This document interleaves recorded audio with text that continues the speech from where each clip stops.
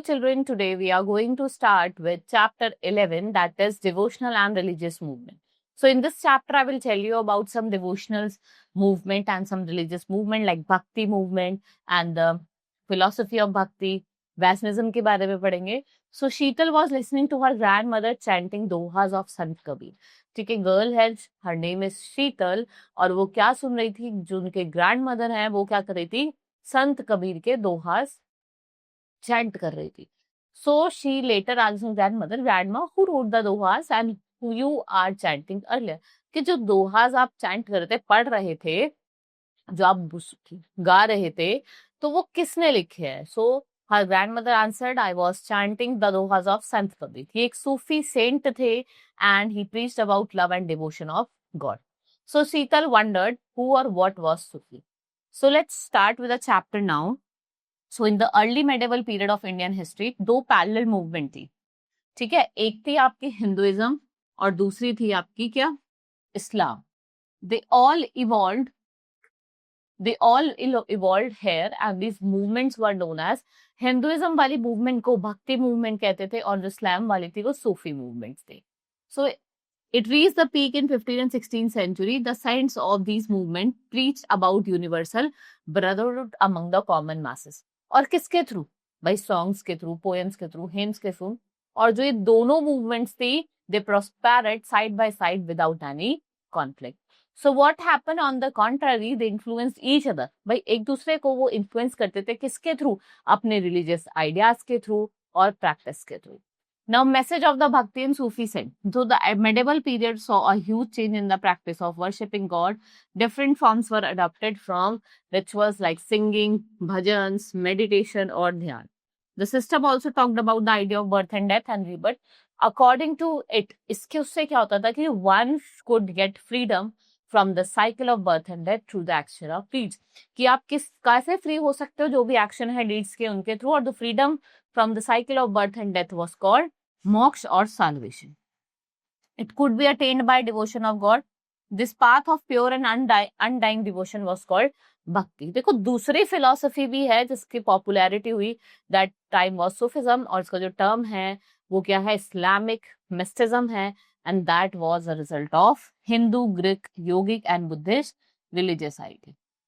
Right? Bhakti and Sufi saints preach to the masses to watch the deeds in present life, and they believe that only one good bring closer to Almighty. Virtues are more important than rituals. So deeds और karmas determine the quality of life after that. देखो deeds हो गए, जो कर्म हो गए, वो ही आपकी लाइफ को बताते हैं आफ्टर दैट, जब आपकी डेथ हो जाती है उसके बाद.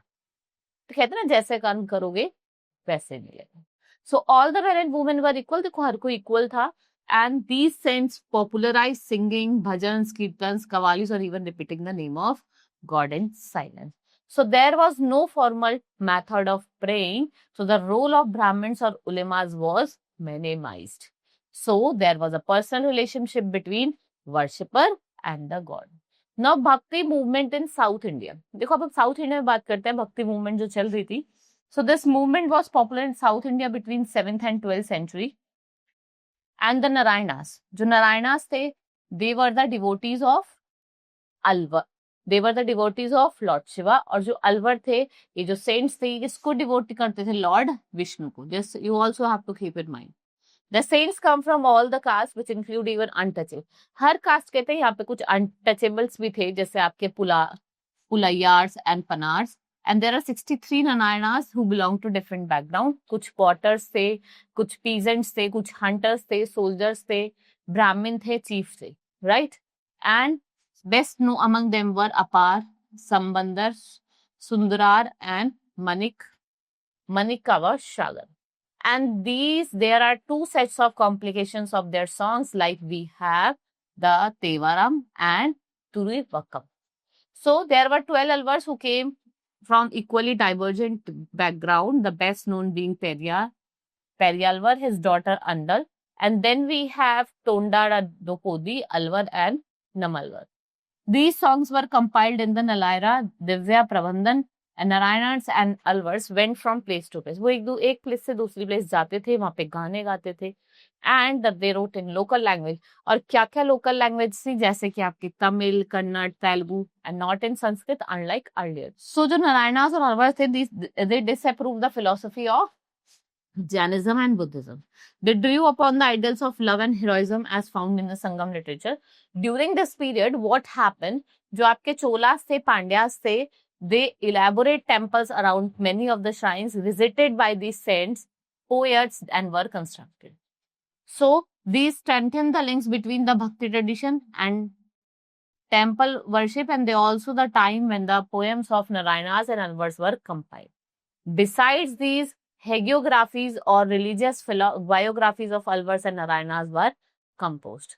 Next come philosophy and bhakti. देखो between 8th and 11th century what happened? Most influential philosophers थे इंडिया में, they were born in South India. जैसे अगर हम बात करें Shankara in Kerala and Ramanujacharya in Tamil Nadu, right? तो जो शंकरा है ये एडवोकेट थे Advaita doctrine of oneness of an individual soul and supreme god who is ultimate reality. According to Ramanuja the best way, अगर आपको सैल्वेशन अटेन करना है, आप इंटेंस डिवोशन से, किसके पूजा पाठ से, विष्णु जी की पूजा करके. Ramanuja doctrine greatly inspired the new strength of भक्ति, जो आपकी कहाँ डेवलप हुई थी, नॉर्थ इंडिया में. नेक्स्ट कम्स भासवान्स और Vishwanism, Virashaivism. Next is this movement of Virashaiva began in Karnataka in mid-12th century, and Virashaivas argued strongly to the quality of all human beings. They were against Brahmical idea about the caste and the mistreatment of women, and they were also against all forms of rituals and idol worship. किसके against थे? इतने भी all forms of rituals थे, idol worship थे, and the saints of Maharashtra. देखो, there were great number of saints from 11th to 13th, 17th century which popularized their teaching in Maharashtra. जैसे saints हो गए आपके Dnyaneshwar, Namdev, Eknath, Tukaram. They were all well-known women like Sakkubai and the family of Chokha Mela composed bhajan or devotional songs in simple Marathi. So we have regional tradition of bhakti, जिससे क्या हुआ, development हुआ विठला का, and these saints rejected all forms of ritualism and also rejected the idea of renunciation and preferred to live in with their families. So they instincted that bhakti lay in understanding the pain of others, that is in empathy and compassion. So we have Nathpanthis, Siddhacharyas and Yogis. देखो, जो नाथपंथीज थे, सिद्धाचार्यस थे, yogis थे, they emerged as a group of saints who criticized ritualistic and other aspects of conventional religion. So for that, they advocated renunciation of the world. To them, the path to salvation lay in meditation of God and realization of oneness. To achieve this, they recommended intense training to the mind and the body. ठीक है, तो यहाँ पे आपको कुछ practice देखने को मिलते हैं like yogasan, breathing exercise and meditation. So after that we have Islam and Sufism. So Islam propagated strict monotheism. During 18th century and 19th century, religious scholars developed different aspects of Sharia, means holy law and what theology of Islam. Sufis were Muslims, mystics who were not in favor of these law. They often rejected the elaborate ritual and code of behavior which demanded by Muslim scholars. So Sufi saints preach love and devotion to God, simplicity, equality and compassion towards all human beings. The Bhakti saints helped to bring two communities. देखो ये क्या चाहते थे, हिंदू और Muslims को एक साथ लाना. So people often attributed Sufi masters with miraculous power that could relieve others of their illness and trouble. These saints live in Khanqa and hospice, which were usually what? Masjid and madrasas. Now, new religious development in North India, period after 13th century saw a new wave of Bhakti movement in North India. नए towns, नए kingdoms ये emerge कर रहे थे, and they started taking up new professions and finding new roles for themselves. So जो influence था नाथपंथीज का, जो सिद्धाचार्यस थे और योगीज थे, वो इंक्रीज होने लगे थे, और जो लो इनकम ग्रुप पीपल थे, they like craftsmen, peasants and traders and laborers. So the ideas of Nayanar and Alvar saints also influenced the people in North India. We have Namdev and Ramananda, who were the popular saints of North India. जो रामानंद थे वो कहाँ रहते थे? बनारस में, and they spread about idea of bhakti to the people of all caste. Kabir weaver थे, और जो रविदास थे वो कॉबलर थे, Sena a barber and Sadhan a butcher were his students. Chaitanya was also a bhakti saint and he devoted Krishna. He was born in Bengal, और जितने भी इनकी teachings थी, what it did, it attracted both Hindus also and Muslims also. Right here the map is given to you. You can see it is the major bhakti saints and their religions जिससे वो associated थे, जैसे रामदास हो गए आपके आंध्र प्रदेश के थे, ठीक है, चैतन्य देव वेस्ट बंगाल के थे, शंकराचार्य आपके मेघालय के थे, and people came in large number to hear these saints and spread their ideas. Some saints like Kabir, Guru Nanak, they all rejected all orthodox religions, and Tulsidas and Surdas, they accepted existing beliefs and practices over here. Tulsidas' composition Ramcharitmanas was written in Avdi, and both was an expression of his devotion and literary work. A unique feature related to it was that their work were composed in religious language and could be sung. They become immensely popular and they were handed down orally. ठीक है, orally हम इनको बताते थे from one generation to another, right? So here the case study is given. You can see first is of Mirabai, Rajput princess थी. She married to the royal family of Mewar, and Mirabai become a disciple of Ravidas and saint from the caste considered untouchable. ये untouchable caste के थे, ठीक है, जिनके songs थे they were openly challenged by the norms of upper caste.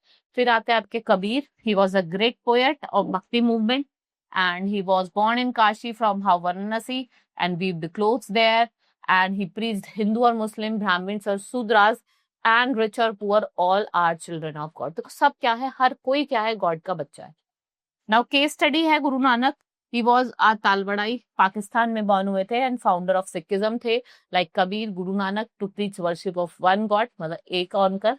इनकी teachings में 3 basic elements थे: a leading charismatic personality, ideology and organization. Before Guru Nanak died, he appointed Lena ji, one of his follower, as a successor also. ठीक है, उनके successor भी रहे. And there were 3 successor of Guru Angad Dev, जिन्होंने क्या लिखा था? बहुत सारे composition लिखे थे, right? And he was the 5th Guru, right? So this is all in this chapter. Think corner you can do yourself to revise the chapter again. Now we will meet in the next class. Thank you.